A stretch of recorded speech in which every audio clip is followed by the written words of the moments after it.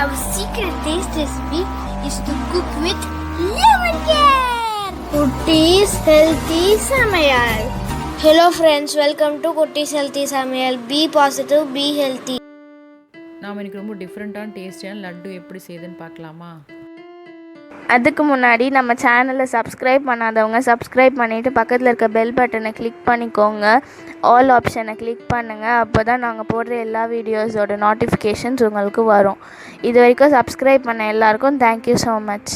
நாம் இன்றைக்கி ரொம்பவும் டேஸ்டியான ஹெல்த்தியான ஒரு லட்டு ரெசிபி தான் பார்க்க போகிறோம். ஈவினிங் ஸ்நாக் அதை நீங்கள் செஞ்சு கொடுக்கும்போது எல்லா பிள்ளைங்களும் சூப்பராக சாப்பிட்டுப்பாங்க. அந்தளவுக்கு டேஸ்டியாக இருக்கும். அதே சமயம் ரொம்பவும் ஹெல்த்தியானது. முக்கியமாக பெண் பிள்ளைகளுக்கு ரொம்பவும் ஹெல்த்தியான ஸ்நாக் ரெசிபி எப்படி செய்யுதுன்னு பார்க்கலாம் வாங்க.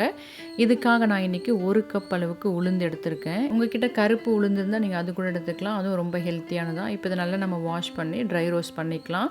இதுக்காக ஒரு கடாய் வச்சு நல்லா சூடான பிறகு நம்ம அந்த உளுந்து அதில் ஆட் பண்ணி நல்லா ட்ரை ரோஸ்ட் பண்ணிக்கலாம். கலர் நல்லா சேஞ்ச் ஆகி வரணும். அது வறுந்து வரட்டும். அதுக்குள்ளே நாம் ஒரு 1/2 கப் அளவுக்கு பச்சை பயிர் எடுத்துக்கலாம். இதையும் நாம் அலசி வச்சுக்கலாம். அதுக்குள்ளே ஒரு 3/4 கப் அளவுக்கு வெல்லம் எடுத்து அதில் 3/4 கப் அளவுக்கு தண்ணி ஆட் பண்ணி ஒரு பக்கம் நம்ம ஜாகரி சிரப் ரெடி பண்ணிக்கலாம். இதை ஸ்டவ்வில் வச்சு கொதிக்க வச்சுக்கலாம். இதுக்கு நம்ம பாகு பதெல்லாம் தேவையில்லை. ஜஸ்ட் நமக்கு சிரப் திக்காக இருந்தால் போதும். இது ஆகட்டும். அதுக்குள்ளே நம்ம உளுந்து பார்க்கலாம். பாருங்கள், உளுந்து நல்ல கலர் சேஞ்ச் ஆகி வந்திருக்கு.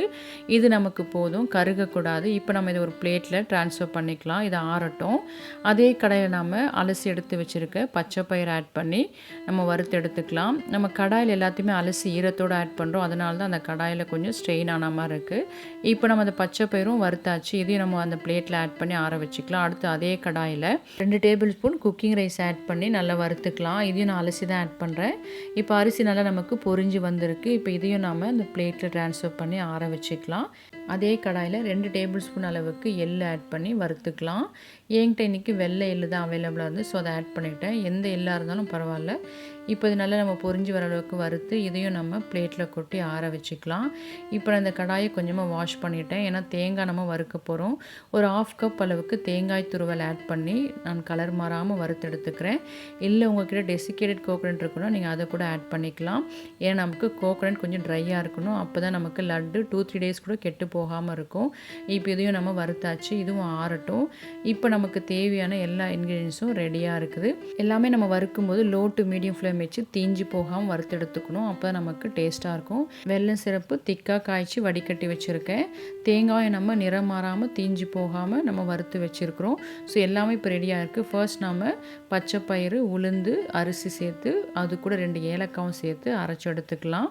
முடிஞ்ச அளவுக்கு நல்லா நைஸாக அரைச்சிக்கலாம். நமக்கு மாவு போல் வராது, கொஞ்சம் கொரகொரப்பாக கிடைக்கும். அதான் நமக்கு டேஸ்ட்டாக இருக்கும். இது கூடவே எள்ளும் சேர்த்து அரைச்சி நீங்கள் எடுத்து ஸ்டோர் பண்ணி வச்சிட்டிங்கன்னா தேவையானப்போ நீங்கள் இந்த பவுடர் எடுத்து லட்டாக நீங்கள் ப்ரிப்பேர் பண்ணிக்கலாம். ஸோ இது இன்ஸ்டன்ட் மிக்ஸ் மாதிரி தான்.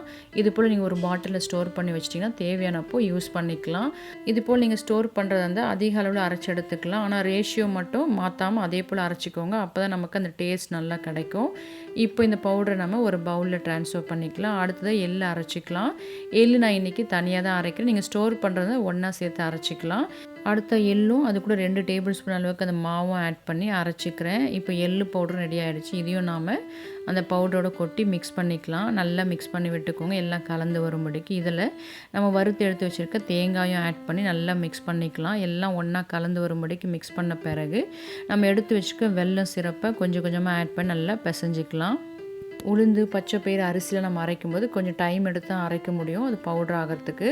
அது கூட நம்ம எள்ளு ஆட் பண்ணி அரைக்கும் போது கொஞ்சம் எண்ணெய் விட்ட போல் ஆகிடும். ஸோ கட்டி ஆகிடும் பவுடர். அதனால தான் எள்ளு தனியாக 2 சுற்று மட்டும் சுற்றி எடுத்துக்கிட்டேன். அடுத்த இது கூடவே 2 இல்லைன்னா 3 ஸ்பூன் அளவுக்கு நெய் ஆட் பண்ணிக்கோங்க. ஏன்னா வெல்லம் சிரப் கொஞ்சம் வார்மாக தான் இருக்குது.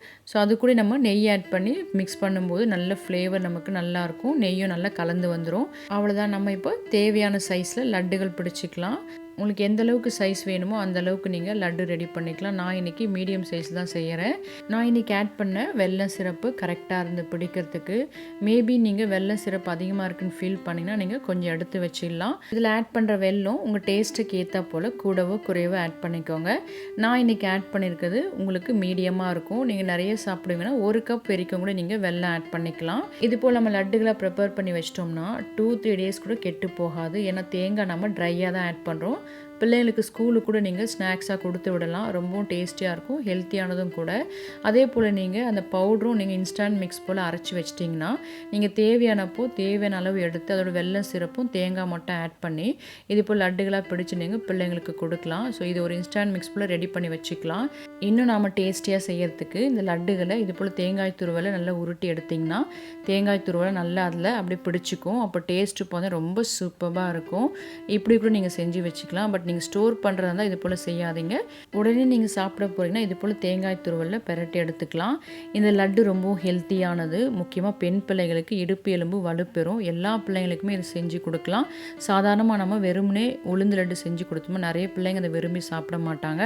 இது போல் இன்க்ரீடியன்ஸ்லாம் நீங்கள் ஆட் பண்ணி செஞ்சு கொடுக்கும்போது ரொம்ப டேஸ்டியாக இருக்கும். எல்லாமே சாப்பிட்டுப்பாங்க. ஸோ நீங்களும் இது போல் செஞ்சு பார்த்துட்டு உங்கள் டேஸ்ட் உங்கள் எக்ஸ்பீரியன்ஸ் கமெண்ட் பண்ணுங்கள். மறக்காமல் லைக் பண்ணுங்கள். ஃப்ரெண்ட்ஸ் அண்ட் ஃபேமிலிக்கு ஷேர் பண்ணுங்கள். தொடர்ந்து சப்போர்ட் பண்ணுங்கள். தேங்க்யூ.